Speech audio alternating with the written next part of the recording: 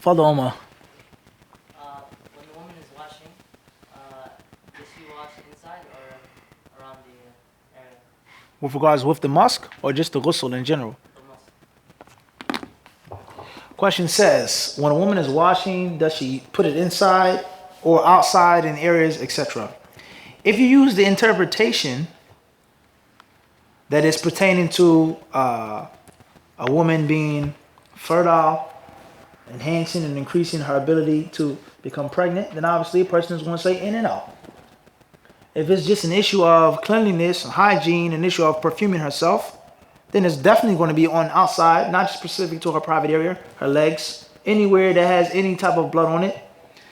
But even in the inside, whether it's musk, whether it's soap, or anything that a woman uses to clean herself and to remain in a pure, good-smelling, feminine state.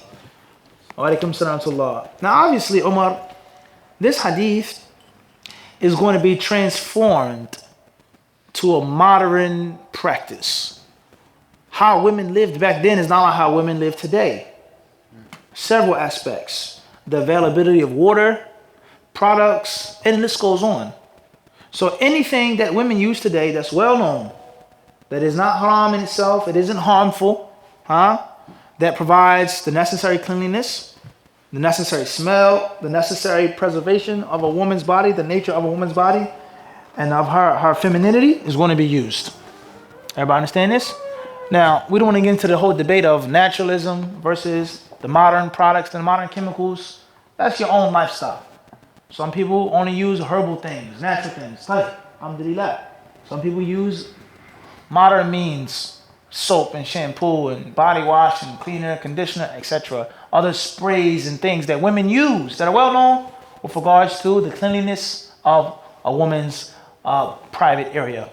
So anything that provides that, that gives that wisdom. Removing any dirt, removing anything harmful, anything bacteria, germs, and also provides a good smell inside and outside. Wadah, inshallah. Wallahu a'lam. Abu Sayyid.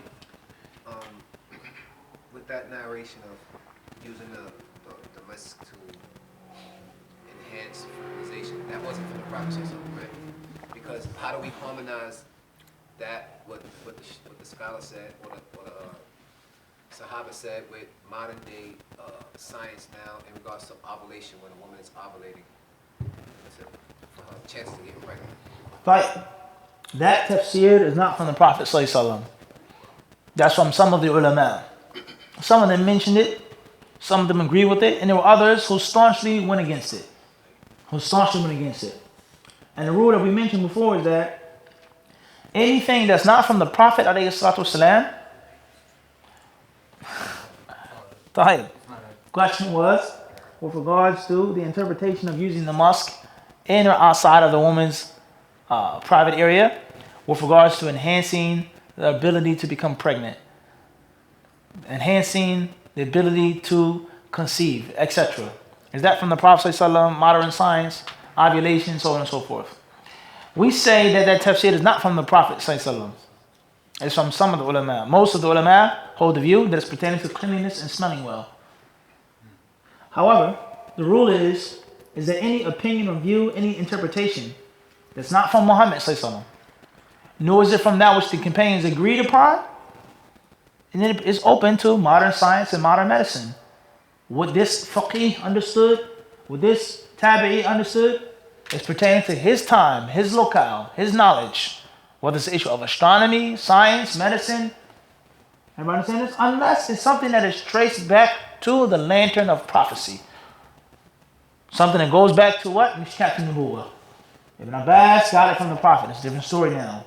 It's what? Different story. And even though there are things that the Prophet has spoken on himself based on his own view and opinion, such as the date palm trees, and it wasn't divine guidance. He spoke on a worldly issue based on what he thought. We also explained the concept of the Prophet's medicine. That there are some things in the Prophet's medicine that are divinely inspired, without a doubt. A barakah has been placed in the date, mathalan. Barakah has been placed in this type of oil, mentioned in the Quran, olive oil, mathalan. This supplication, this ruqyah, This spell of getting rid of the ayin and sihr, etc. And then other things that are from the Prophet's medicine based off of the Arabian culture at that time. And it is not mandatory for you to take the same fruit, vegetable, meat. And there are other ways, other means of seeking remedy that are well known in 2017. That don't go against Islam. They don't go against the Quran and Sunnah. All of the Tibb Nabawi is not something that's sent down. Much of the Tibb Nabawi was the normal practice of the Prophet and the rest of the Arabs at that time. Everybody understand this? And a person is not bound and forced and required to take it and to believe in its divine nature in the modern times. La. But it's not the same as something pertaining to black seed. Hadith is clear about black seed. What is black seed? That's a different story. What's meant by black seed? The stuff that you buy in the rack, it says sweet sunnah, is that black seed?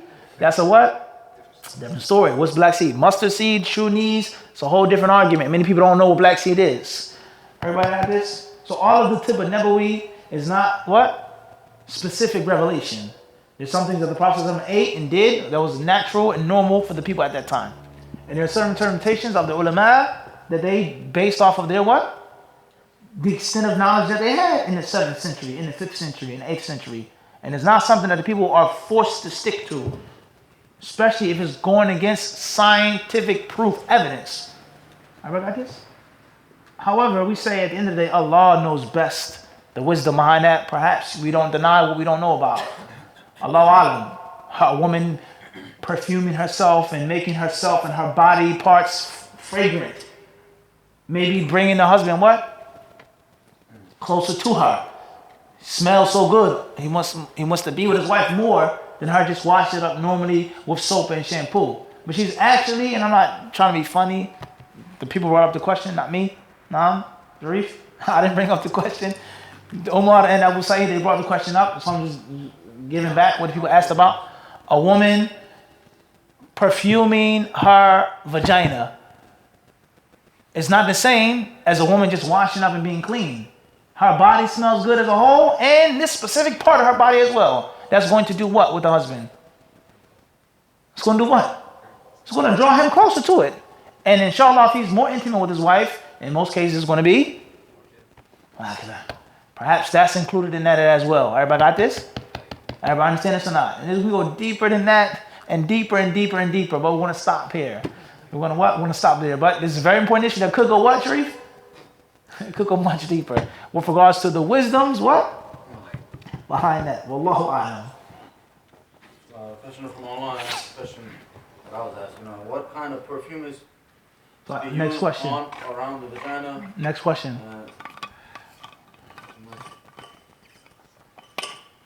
Luis Toronto, Chef, may Allah bless you regarding the miswak. Is the cleaning specific to do to right before the salah, or can you brush right before the prayer at home and then go to the masjid? And regarding the miswak, is it done with the left or the right hand? Right. May Allah bless you as well. We don't know who you are or where you're from. Idris from Toronto. May Allah bless you. We say that the miswak is recommended during all times. All times. Before wudu, after wudu, at the time of wudu, before the salah, reading the Quran, entering your home, before you sleep, when you wake up, your breath should always be fresh and clean. There is no accident. It's not a coincidence why there's such a heavy emphasis placed on fresh breath in our modern Western society. Gum, right? Mints, Mentos, floss, Dentex, this pocket thing. There's so much emphasis placed on what? Good breath. Listerine, this, that. The list goes on. The names I don't got into my head. Everybody understand this? It's not an accident.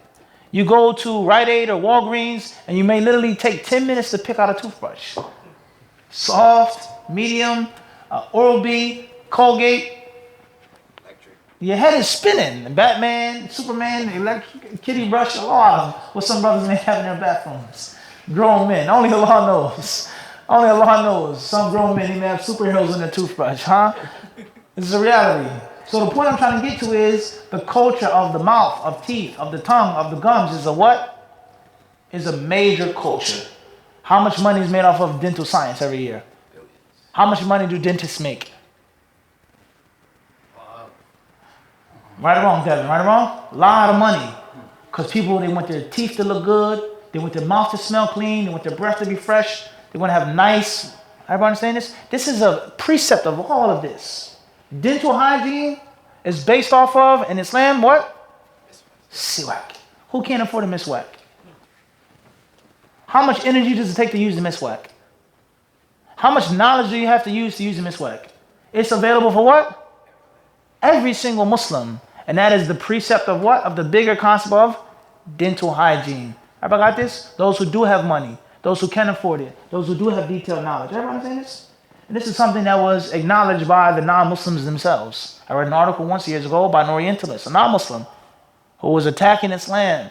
And he said, in my attack on Islam, I read these hadiths about the toothstick, about the toothbrush. And he says, I was utterly amazed how Muhammad, a Bedouin man, an Arab man, an illiterate man in the desert, gave his followers so much instruction about their teeth and their mouths years before Europe was even on the map. And it was modern dentistry, so on and so forth. Everybody understand this? So the miswak is virtuous all of the time. The hadith of the Prophet ﷺ, they teach us the Prophet made miswak when he entered his home. The hadith teach us, the Prophet encouraged us to use the miswak when we make wudu, when we make the salah. Lawla an ashqa ala ummati. If it wasn't for a hardship. Aisha radiallahu anha narrated, the Muslim Imam Ahmed, she says, as-siwaku matharatun lil-fami mardatun lil-rabb. The toothstick is mathara, is a means of cleanliness of the mouth. Wa mardatun lil-rabb, and it means of pleasing Allah subhanahu wa ta'ala. Pleasing what? Allah. When you go to speak to somebody important, someone that you like, someone that you love, your first impression, you do what? Popping a mint. Huh? Ice. What are the names they have? The icebreakers. Huh? Chiclets. Back in the day was what? Tic Tacs. That may be a little outdated. Huh? They still got them? You carry around a what? A box of Tic Tacs. Because this is my first date, Sharif. I don't want my breath to be what? Smelling bad. I want it to smell nice, hot cinnamon breath. Cool. Everybody understand this? So if this is between two human beings, a man and a woman, you're going on a job interview, you don't want your bad breath, your halitosis to kick in, or whatever the case may be, you brush your teeth, you floss, then what is the case between the created being and what? Al-Khalq, subhanahu wa ta'ala. The angels. Everybody understand this? Having clean breath, reading the Quran, fresh breath. Everybody got this? So the siwak is recommended for what? All times, fasting or not. Everybody got this? As far as with the right or the left hand, then this is an issue of jadal. The fuqaha debated over. Some say that if you're actually cleaning your teeth, do it with the left. And if your teeth are already clean, but you're doing it for the spiritual virtue of it, do it with the right. What's al-muhim?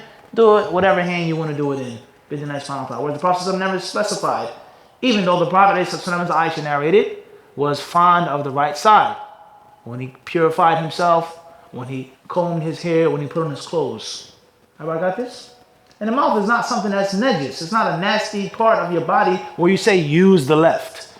Mutlaqan. Wallahu a'lam. Tfaddal.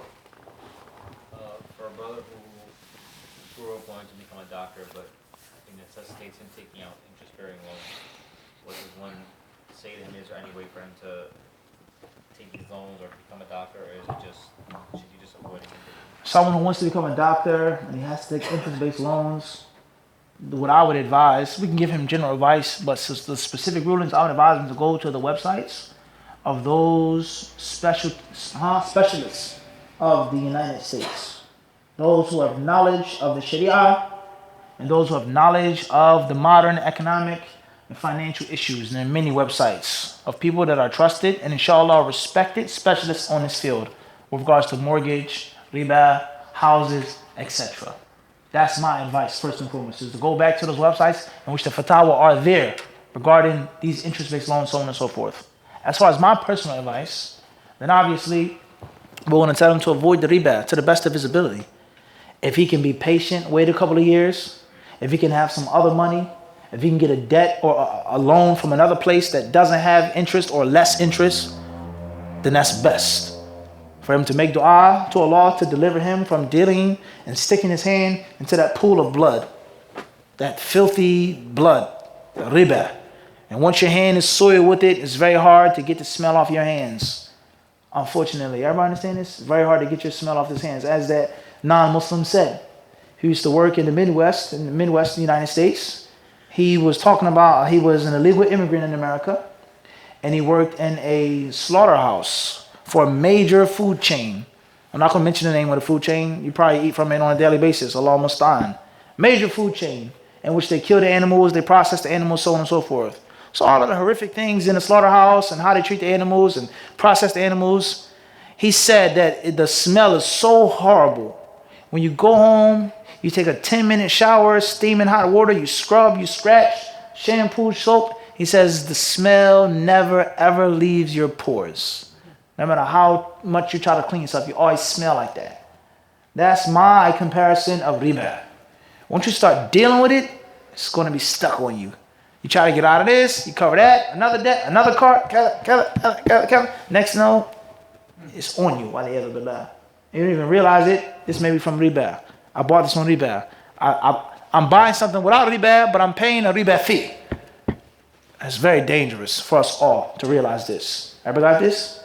Once you get this on you, it's hard to get it off you, let alone when you dip your hand into it. It's one thing, it just splashes on you, I had to do this. Unfortunately, I'm paying a minimum kadha. But when you jump into the riba, everybody understand this? You dip your hand into it. It's very hard to get the smell of blood off of you. So that's my nasiha with regards to riba. If he wants to pursue his education and physical health and things like this, yani being a doctor, being a physician, mental health, whatever type of health it is, let him seek help in Allah. Let him ask Allah from his bounty to give him the best way out. If there's no way out, if he's stuck, if there's something that he wants to pursue, is a need for a Muslim doctor, so on and so forth, then let him taste the least as possible. Let him avoid it as much as possible. Let him try to repay it and get rid of it as what? Soon as possible. Wallahu ta'ala alam. That's from online. And this was UN from New York. What advice do you give to sisters whose husband is busy a lot of the time with work, as well as seeking knowledge inside and outside the house? My advice, first and foremost, is that you should be happy to Allah. Be pleased that Allah gave you a husband who's trying to do something with his life. Alhamdulillah. Whether it's taken away from your time, you want more time, he doesn't spend as much time, okay, no problem. That's a valid complaint. But at least he's doing something what? Positive. If he just came home and sat on the couch, if he was a couch potato, or on his phone all day, or talking, playing sport, you would complain about that as well. He's working, trying to make a halal living. Inshallah, hopefully, I don't know the sister situation, but inshallah, he's trying to work so you don't have to work. So you don't have to stay outside. It's freezing cold outside. It's snow. You're what? In a warm, comfy bed. And he's outside shivering. Outside wearing gloves, doing something to make sure that you're warm. He's learning. He's seeking knowledge. No doubt. There's a balance in everything. Yes. Your wife has a right upon you. There's no doubt about that. We're not saying that. But I'm just talking about the general concept of being happy that your husband is not a loser. He's not a bum. He's not a deadbeat type of guy that's doing nothing with his life. And there are many of our brothers, unfortunately, that are like that. They're not married. They're not getting married. They are married. They're not seeking him. They're not working. They're just doing what? Nothing. I'm married to my wife. I work, I come home, and I do nothing. There's no ilm, there's no class. I just come home or hang out with the brothers and do nothing. Talk about nothing. Drink coffee, and it's nothingness. So the fact that he is trying to do something that's positive, that's a good thing. And you should praise Allah for that. However, at the same time, we give the advice that the Prophet gave advice to his companions regarding the rights of the body, rights of the visitors, rights of your wife. وَلَهُنَّ مِثْلُ الَّذِي عَلَيْهِنَّ بِالْمَعْرُوفِ وَلِلرِّجَالِ عَلَيْهِنَّ دَرَجَةٌ. Allah says in Surah Al-Baqarah, وَلَهُنَّ, women, they have a similar right that men have over them. And men have a daraja, a level above them. That's what? Jahan? In the Quran. That's in the what? In the Quran. It's not a hadith, that's what? That's Allah's words. So therefore, you want your wife to give you your rights. Would you like if your wife just looked after herself, looked after the children, or some women that do work and she came home and that's it? She was out working, or she's home. You come home, you were out the house for 8-9 hours out the day, 10 hours out the day. You work for 8 hours, hour there, hour back, traffic. And your wife is sitting there reading a book. I'm hungry. I want to be intimate. I want to talk with you. Oh yeah, but I'm reading, I'm studying right now. I was out working. Yeah, inshallah. I'm watching the class right now. Inshallah. 10 o'clock, 11 o'clock, 12 o'clock, 1 o'clock. You fall asleep, your wife is still reading a book. Would you like that, Yahi? No man is going to like that. So similarly, what? You have to give your wife haqq as well. Everybody understand this? So they both have to work together and not against each other. Studying does not clash with your life. Make studying your life. Study with your wife. That's quality time and benefit. Kill two birds with one stone. I'm sitting with my wife. We're drinking tea together. I'm looking at her. She's looking at me. We're reading the book together. Alhamdulillah. Everybody's happy. But not all night. You have to put the book down. It's time to eat. It's time to take a walk. Take her out to dinner. Everybody understand this? That does not go against what? Your studies, Sharif. Does not go against your what? Your studies. Rather, you're going to find a hadith in which the Prophet ﷺ was kind to his wives. He was nice to his wives. He's romantic with his wives. He instructed the Sahaba to be kind to their wives. Everybody understand this? That's a part of your studies as well. So everything has a balance. Everything has a what? Has a balance. However, as my advice, sister, you shouldn't be too overcritical with regards to your husband being busy with good. He could be busy with bad. He could have a girlfriend. He could have a side piece. He could have a secret second wife that you don't know about. At least you know what he's what? What he's doing. At least it's some type of reward. It's some type of faida. So this is my advice. I'm not trying to blast anybody, but it's known many people, they complain about so many things. And somebody changes, he stops studying, he stops going to the masjid, then they complain about that. You're not religious anymore. I married you because you're a student of knowledge, Sharif. Now you don't go to the classes anymore. Say, but you just told me not to study. You told me you didn't want to. You don't have to wear thobe every day. Wear some jeans. You should look nice. Trim your beard a little bit. Have some style. Brother, he wears the jeans. He starts trimming his beard. Then she does what? Complains. It's unfortunate. So it's a balance. It's a balance. Wallahu a'lam. Online says, JK from Canada, I am a revert to Islam, and I fell back into Jahiliyyah a few years ago. I owe money to drug dealers in a different province for narcotics. Do I have to pay them back? Bismillah, alhamdulillah, salatu wasalam, rasulullah. So this will be our last question tonight. First and foremost is make dua to Allah to allow you to be steadfast. Ameen. Ask Allah to keep you upon a firm path. Ameen.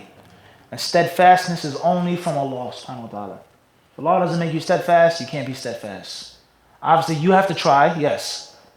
قُلْ أَمَنْتُ بِاللَّهِ ثُمَّ اسْتَقِمْ. You have to make an effort, but constantly stay connected with Allah and ask Allah to keep you focused upon the sirat al-mustaqim. Secondly, you have to keep good friends with you. Strong friends. Brothers that aren't scared and afraid. And the moment they see you falling into some bad habits, they see you carrying this around that you don't need to be carrying around and this and that, say, yo, what's going on, Akhi? What's this about? You need to have friends that's going to check you. Because when people revert, they relapse, or not revert, when they relapse, when they slip back into bad ways, whatever it is, jahiliyyah, whatever you want to call it, shooting people, drugs, okay? Or some Muslims in the corporate world, they're going back to riba, they go back to this. It's not just about being in the urban, as many Muslims think it is. Urban Muslims are the only people that have problems. Many people, they have this thought. Urban Muslims, drugs and guns, that's it. Muslims that live in the suburbs, no. People, they relapse all around. You've seen people, you start getting a little sloppy. There's a hotel key in your coat. It's a bottle, it's this and that. What's going on? You start coming home, you start coming to the match, you're like, what's up, Akhi? You need brothers that's going to check you, that's going to be on top of you, that's going to give you your brotherly rights. What's up? I seen you, it's 2 o'clock at night. What you doing out there? Oh, I was coming home from, no, you wasn't. You got off work at 9 o'clock. Everybody understand this? So you need brothers who are going to keep you what? Keep you on point. If you're by yourself, that's a bad idea. If you have brothers that are slacking, you have brothers that are weak, that's a what? It's a bad idea. So the second point of advice is surround yourself with good, strong, I mentioned that, strong, not weak brothers. Mentally, spiritually, and physically strong brothers that's going to help you what? Stay upon the path. Now, brothers have weaknesses like you may have a weakness. If you're an ex-alcoholic, you shouldn't hang around with other alcoholics, period. You should be around brothers that have never drunk before, and they're going to stop you even you think about going back to the good old bottle. Everybody got this? My third piece of advice is, is that if you owe these people money, what's going to happen if you don't pay them back? If I say to you that it's not, man, you don't have to pay them back. It's haram to pay them back. They're going to use the money for more drugs, for more guns, or whatever the case may be. What could happen to you? Okay, alhamdulillah, inshallah, you're not scared of them, but you may kill one of them, shoot one of them. And then what's going to happen to you? You're making yourself in a worse situation. Perhaps the lesser of the two evils is do what? Pay the money back. I'm done. I'm going. I'm out. Don't come back. That's it. That's all I owe you. I don't know you anymore. Don't let me find you in front of my door. No more. That's it. Done. Not paying them back the money. It's haram. You can't. Things may become worse for you. And it may not just be a thing of you being a punk or a coward. They're going to come get you. But you might defend yourself in a way that may cause more harm to you, to your family, to the community. So be mindful of that. But the question is, how are you planning to pay back the money? You going to pay back the money through working honestly 9 to 5? Or you paying back the money through getting more money? So it's something that's very dangerous. It's best you ask Allah to keep you firm and to remove yourself from that situation as soon as possible. Get rid of whatever you owe them as soon as possible. That's my advice to you. And Allah subhanahu wa ta'ala surely knows best. Walhamdulillahi rabbil alameen.